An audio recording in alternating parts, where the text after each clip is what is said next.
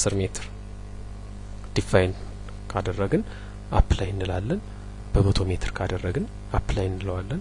ኮርድ ዴፊኒሽናችንስ እንዴት ይሁን ለሱም የኮርድ ዴፊኒሽን ኢግል ፖይንት በሚሰራበት ጊዜ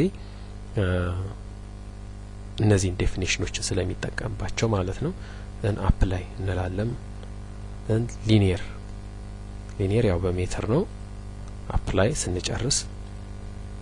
ኦኬ እንላለን ከዚህ በመቀጠል ስፔሲፋይ ማድረግ የምንፈልገው ፎርማት ነው ኢግል ፖይንት እንዲጠቀም የምንፈልገው ፎርማት ይኖራል